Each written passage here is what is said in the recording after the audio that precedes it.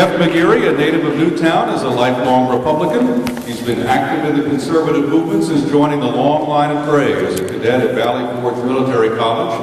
While there, he served as class president and founded the College Republicans. McGeary is employed in the pharmaceutical field with Sanofi Aventis and holds an MBA from LaSalle University. He currently serves as a captain in the Army Reserve and is the founder and president of the Thomas Jefferson Club. Let us begin. You have 1 minute for this. Why do you want the job? And explain how you were the best person to defeat Congressman Patrick Murphy. Thank you, Steve, for the question. You know, Ronald Reagan said that freedom is no more than one generation away from extinction. It is not passed on in the bloodstream, but rather it must be fought for, protected, and handed down to future generations. Over the past few years, this statement has become very true. Sadly, today we must protect our freedom from the very government that is supposed to safeguard it. Our government is spending more money and less accountable than ever before. Barack Obama and Patrick Murphy promised change, and they've delivered that. But it is not the change that we want in the 8th Congressional District. It's not the change America deserves, and it's not the change that we will tolerate moving forward. Patrick Murphy has voted 97% of the time, lockstep and barrel in line with Nancy Pelosi. That may keep his campaign coffers filled with cash, but it is not the type of independent leadership we need here representing the 8th Congressional District. I am not a politician. I come to you with no strings attached. I stand before you as a man who believes in our founders, our founding documents, our Constitution, and the Declaration of Independence.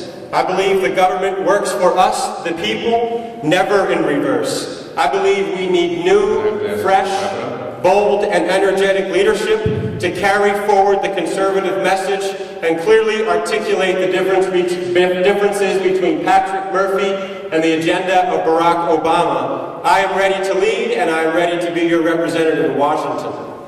And there's time to do that. Just one quick note, because I have given microphone advice to a couple of people.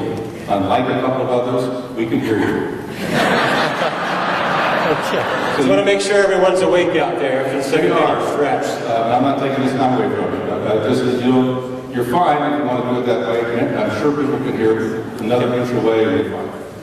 Now, next question. What should the federal government's role be in managing, controlling, or delivering health care? You have 1 minute. Okay. I think rather than overhauling and socializing the entire healthcare system, the best healthcare system in the world, we should provide improvements in areas that don't work well and enhance the strengths that currently exist in our healthcare plan. Millions of small businesses do the right thing, and they provide health care for their employers. We must enact a program that holds down costs and premiums for business owners. Coverage must be portable, encourage competition, includes and expands health savings accounts, and provides for pre-existing conditions, and presents real and meaningful tort reform. What is the 10th Amendment to the U.S. Constitution, and what does it signify to you? And can you give me the examples where you think it may have been violated? The 10th Amendment certainly is those powers not given explicitly to the federal government reside with the states for them to make decisions. And we look at areas like health care, abortion, many areas which are personal decisions. I believe those issues should be given back to the states where they can make decisions for local people and real decisions that matter in their lives. There's another part to that amendment in the last couple of words that says the people. Talk a little bit about what you think that part of the amendment means, and in real terms, real life, whether it's been ignored, not ignored, whatever. Certainly. I think if we look at, for example, the health care issue, we, the people, have spoken at various town hall meetings around the country. We do not want an overhaul, a socializing of our health care system. We, the people, want our borders protected. Our government has been derelict in their duty to defend our borders. We want school choice, vouchers, the ability to educate our children properly. These issues and others need to be given back to we, the people, as a preamble to our Constitution. That is what I believe is the 10th Amendment. Would you support state legislators' attempts, should the current health care reform become law, challenge portions of that law by using the 10th Amendment? I absolutely believe it's within their right to do so as state legislatures.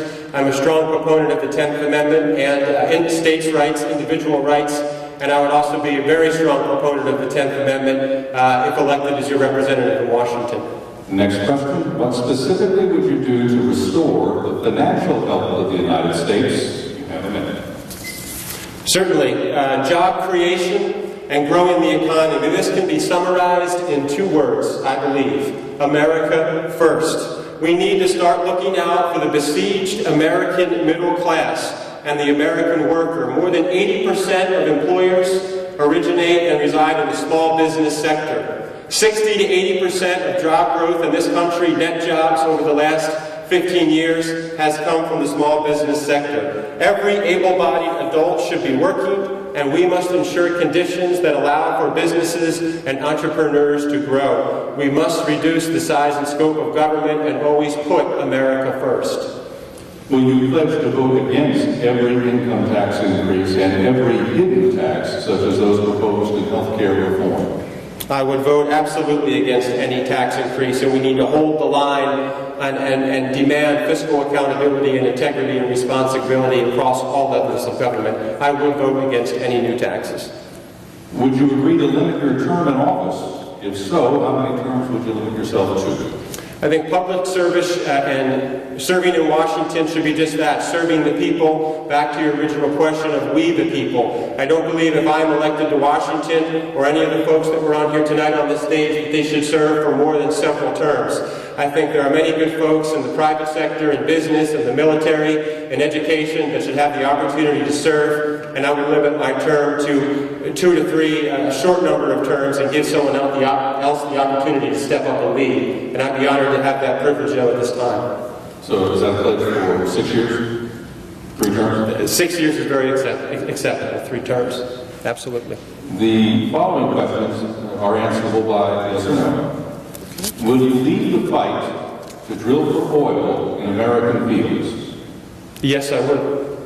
Will you lead the fight to build new nuclear power plants in the U.S.? Yes, I would. Do you believe man-made pollution is a significant part of global warming? I believe it is a factor, but not an overriding contributor to it. Do you believe Roe v. Wade should be weakened to any degree? I believe Roe v. Wade is the law of the land, and the law will continue as it is currently.